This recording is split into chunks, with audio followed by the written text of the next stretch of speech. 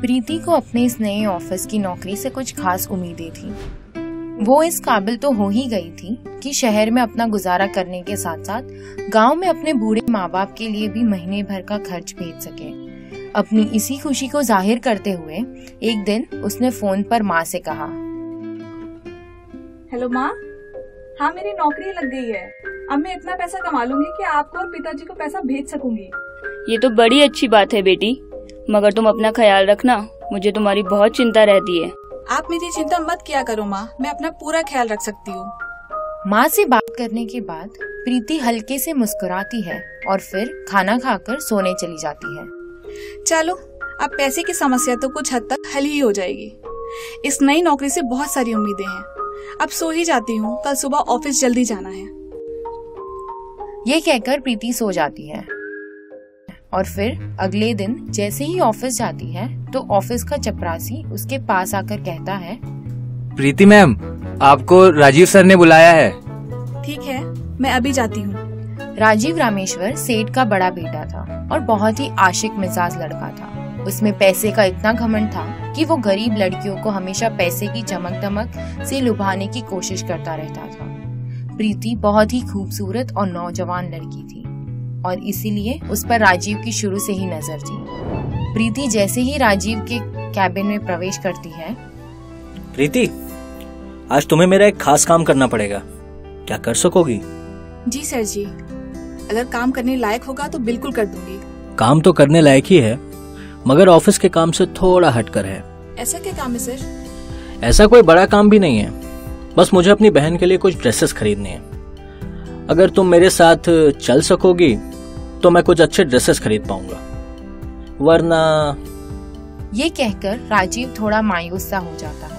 उसकी इस मायूसी को देखकर प्रीति थोड़ी पिघल जाती है और फिर, ठीक है सर, अगर यही काम है तो मैं आपके साथ चल सकती हूँ। ओह, थैंक्स प्रीति। प्रीति की इस हाँ से राजीव बहुत खुश होता है, मगर प्रीति उसके मन की कुटिलता को समझ ही नहीं पाती है। फिर दोनों कपड़े खरीदने के लिए बाजार की एक बड़ी दुकान में चले जाते हैं और वहाँ पर खरीदारी के दौरान, प्रीति, एक बात कहूँ? कहिए सर। मैं चाहता हूँ कि तुम अपने लिए भी एक अच्छी सी ड्रेस खरीद लो। पर मैं क्यों सर? नहीं, ये सही नहीं है। अरे प्रीति, इसे अपने बॉस की तरफ से एक तोहफा ही समझकर कबूल कर लो, प्लीज, मना मत करो। राजीव के इस तरह खुशामद करने पर प्रीति ना नहीं कर पाती और अपने लिए भी एक ड्रेस खरीद ही लेती है। उस दिन के बाद तो राजीव आए दिन ही उसे अपने निकट लाने की कोशिश में लगा रहता है और फिर प्रीति को भी उसकी संगत में खुशी मिलने लगती है। एक दिन प्रीति को ऑफिस में काफी देर हो जाती है तो, अरे राजीव बेटा, आज प्रीति को काफी देर हो गई है, इसलिए तुम उसे घर तक छोड़ाना। नहीं सर, मैं बस से चली जाऊंगी। नहीं, तुम्हें घर तक राजीव छोड़ के आएगा बेटी, आखिर हमारी भी कोई जिम्मेदारी बनती है। पिता के इस फैसले से राजीव बहुत खुश होता है और इस तरह उसे प्रीति से नजदीकी बढ़ाने का एक और मौका मिल जाता है। वो प्रीति को उसके घर छोड़ने के लिए चल पड़ता है और फिर रास्ते में, प्रीति, एक बात मानोगी? कौन सी बात सर? क्यों ना हम किसी अच्छे होटल में डिनर करके चलें? इसकी क्या जरूरत है सर, रहने दीजिए ना।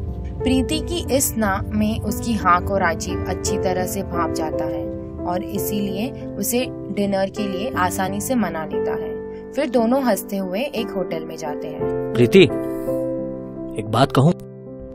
जी सर, कहिए। आज से मुझे सर कहकर मत बुलाना, बस राजीव ही कहकर बुलाया करो। पर क्यों? क्योंकि हम दोनों हम उम्र हैं और क्या? और मैं तुमसे प्यार भी तो करने लगा हूँ। प्यार की बात सुनकर प्रीति शुरू में तो खासी नाराज होती है और इसके लिए बिल्कुल मना भी कर देती है, मगर फिर बाद में मान जाती है। शायद जवान उम्र का जोश उसे भी होश खोने पर विवश कर देता है। प्रीति, मैं तुम्हारे लिए तड़प रहा हूँ, आओ जल्दी से मेरी बाहों में समा जाओ। नहीं राजीव, ये मुझे कुछ सही नहीं लगता, मुझे इस काम से बहुत डर लगता है। तुम बिल्कुल चिंता मत करो, मैं अभी सारा डर निकाल देता हूँ पगली। ये कहकर राजीव उसे कंधे से पकड़कर अपनी तरफ खींच लेता है और फिर अपनी पूरी ताकत से उसे अपनी बाहों में भरकर उसे प्यार करने लगता है। क्या अब भी प्यार से डर लग रहा है तुम्हें?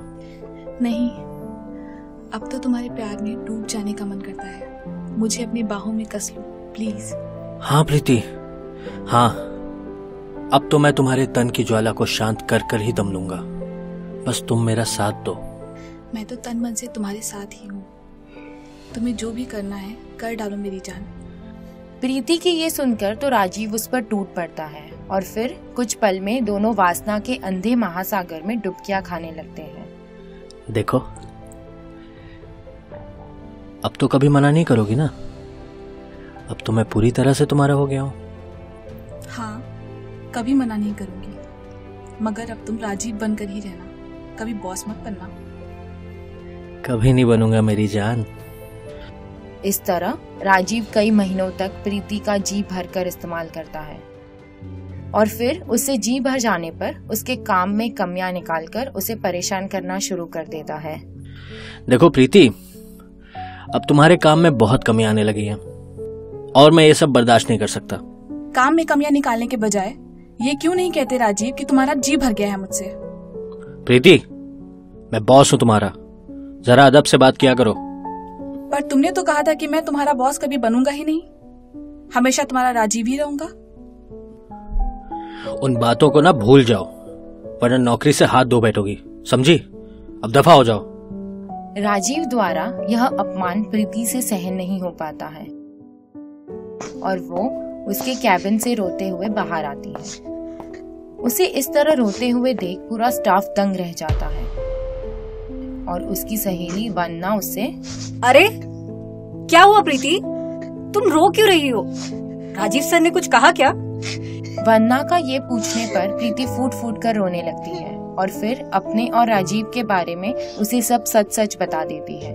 उसकी व्यथा कथा सुनकर वंदना को राजीव पर बहुत गुस्सा आता है और वो, ये अमीर लोग अपने आप को पता नहीं क्या समझते हैं। हम गरीबों की इज्जत से खेलने में ये जरा भी नहीं सोचते।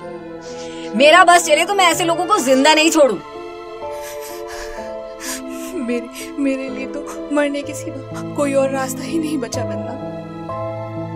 नहीं प्रीति, ऐसा सोचना भी मत। भगवान पर भरोसा रखो, वो सब ठीक करेंगे।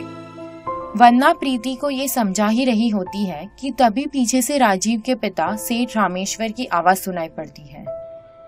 वंदना ठीक कहती है प्रीति बेटा, भगवान ने तुम्हारा साथ दिया है क्योंकि मैंने तुम दोनों की बातें सुन ली हैं। मैं अपने बेटे की करतूत पे बहुत शर्मिंदा हूँ। मैं तुम्हारे साथ कभी अन्याय नहीं होने दूंगा। सेठ रामेश्वर की ये बातें सुनकर प्रीति की कुछ हिम्मत बनती है और फिर वो, आप मुझ गरीब के साथ अब क्या न्याय कर सकते हैं? अब तो मेरा सब कुछ। तेरा कुछ नहीं लुटा प्रीति बेटा, मैं तेरे साथ हूँ और अब राजीव को हमेशा के लिए तेरे सामने झुके रहने का पक्का इंतजाम कर दूंगा। उसके बाद रामेश्वर राजीव को उसकी करतूत के लिए बहुत शर्मिंदा करता है और फिर उन दोनों की शादी करा देता है। इस तरह एक बदमिजाज बाज का मिजाज हमेशा के लिए ठिकाने आ जाता है।